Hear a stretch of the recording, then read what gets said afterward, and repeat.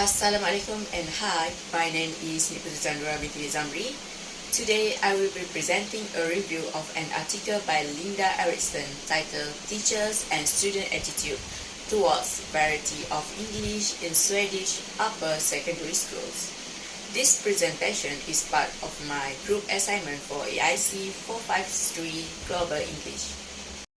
Ericsson's 2019 article explored how both teacher and student in Sweden view different varieties of English, focusing specifically on American English, AME, and British English, BRE. The study used a mixed method approach, which the first one is 129 students completed survey, and the second one is 9 English teachers participated in the interview. The goal of this article was to examine how these perceptions affect classroom practices and student preferences. In my critique, I apply the CRAAP test, which stands for Clarity, Relevance, Authority, Accuracy, and Purpose, and also look at the strengths and weaknesses of the article. Let's look at the key points the author presents. First, many students preferred American English mainly because of their exposure to American media like movies and TV shows. They often describe it as more cool and simple. However, several students still preferred British English, which they saw as more proper, formal, and intelligent. Second, Erickson pointed out that teachers mostly teach British and American English. Other varieties, such as Irish or Geordie English, are sometimes introduced, but usually as a fun side topic, not in meaningful or educational way. Third, there is a clear disconnect between what teachers believe and what students actually prefer. Many teachers assume that students favor AME, which is American English, but students show a lot more interest in a broader range of English variety, and some of the students even prefer to sound like themselves rather than imitate a specific accent. Fourth, the author also addresses that language bias. Teachers often tell students to choose between British English or American English and stay consistent. This can unintentionally send the message that other English variety are less correct or valuable. This last one is Erickson also advocates for more inclusive approach to teaching English.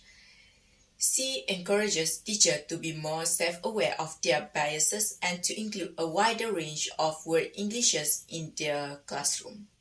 The article has several strengths. The first is the use of a mixed method design with combined numerical data from students with in-depth interview from teachers. This provides both breadth and depth in understanding the topic. Another strength is the use of authentic quotes. For example, one teacher said, there was 1 or 2 students who want to sound British because they like Harry Potter. Quotes like this make the article relatable and realistic, helping readers connect with the findings. Next is the weaknesses of the article. However, the article does have some weaknesses. First, the student sample is small and uneven, with limited demographic detail like age, language, background, or proficiency. This limits how much we can generalize the finding. Second, the theoretical framework is weakly applied. Although Erickson mentions important theories like Catchroot, Three-Circle, and Jenkins' English as lingua franca, these are not fully explained or connected to the analysis, which weakens the academic grounding. I also assessed the article using the CRAAP test, which the first one is clarity. The structure is clear and academic, but with some technical language could be better explained. The second one is relevance. The relevance is the topic is highly relevant to language teaching and policy, especially in global English context. The third one is authority. The author is affiliated with Coastal University and the article was published through a credible academic platform. The, the fourth one is accuracy. The data collection is solid, but more attention of institutional challenges would improve a balance. The last one is purpose. The article is analytical, objective, and avoid bias, making it a reliable academic source.